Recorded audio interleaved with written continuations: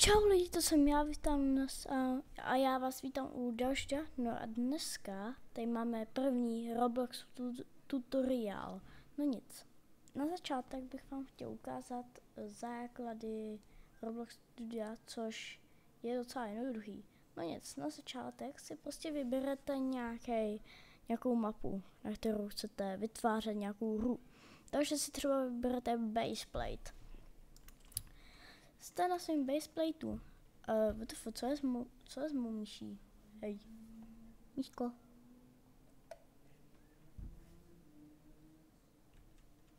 Hej, Míško. Haló, Míško. TF. Dobrý? No co je s ním? Hej, moje myška není v pohodě. Lidi? A bude to fungovat třeba na Classic Baseplate? Jo, dobrý, to už funguje. No nic, měli bychom si tady vzít třeba nějakého dummyho, což je začátek. Když je R6, tak je takovejhle. No ale, když napíšete R15 dummy,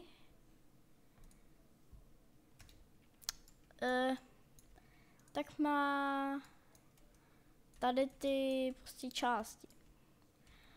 No nic, pokud chcete ho nabarvit, tak si dáte nějaký tady, kde to je, colors, dáte si třeba žlutou a je žlutej. Wow, krásný.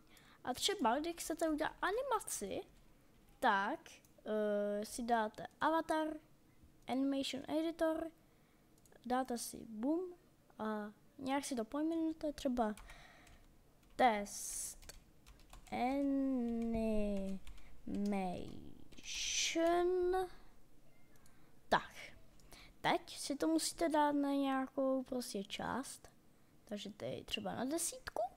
Teď si to nějak pohnete, třeba nějaký walk animation, takže třeba uděláte hop, pak ještě hop, pak ještě pohnete nějak prostě nohama, to už bude takhle a pak takhle. Takhle se vám může hejbat. Teď dáte ctrl. Když si takhle na to najedete, dáte ctrl c, teď si s tím nikam najedete, dáte ctrl v. Teď si s vaší animací můžete pokračovat, takže dáte boom a ještě takhle, počkejte. Tak, teď zase nohy, boom a ještě boom. Tak, teď můžete dát boom a vidíte, jak vám to hezky chodí. No nic. Pak ještě s tím R6. Teďka to už bude trošku jednodušší. Tady si dáte zase nějakou polovinu. Jak pak asi takhle třeba. No teď uděláte zase klasiku. Hop. Hop. Teď. Hop. Hop. Takže. Teď děláte tady to, pohnete si s tím. Hop. Je to prostě easy. Ježiši, co já s tím dělám? No teď vám možná ukážu tu chybu, která tady je.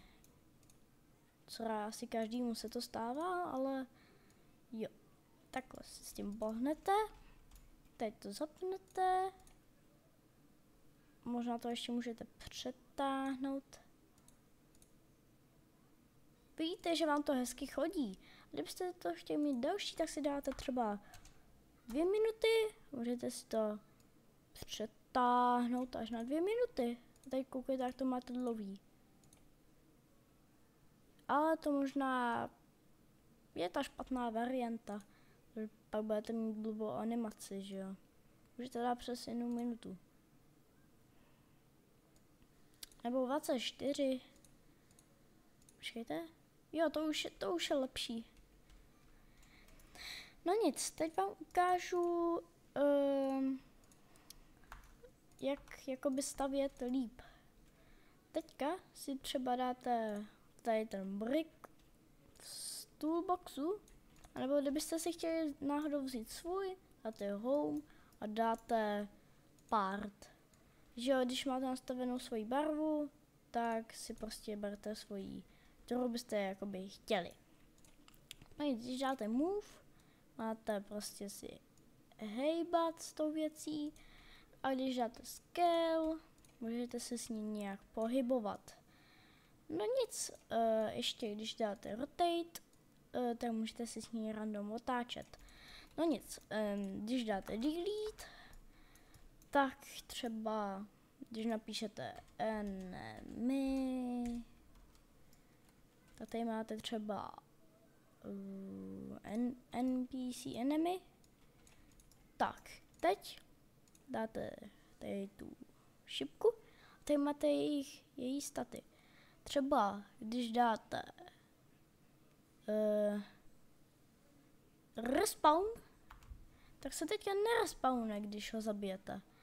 Což je důvod. A ještě tady, když dáte enemy spider, tak to je to stejný.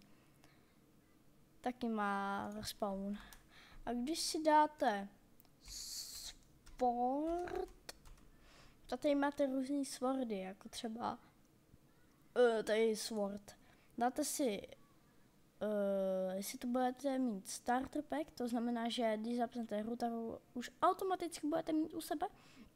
A když dáte že ne, tak to znamená, že si ho musíte nejdřív vzít po té mapě. A když dáte, já bych si nejradši vám ukázal, jak dát. Když to dopadne, když dáte yes, tak teď to můžete otestovat. Dáte play.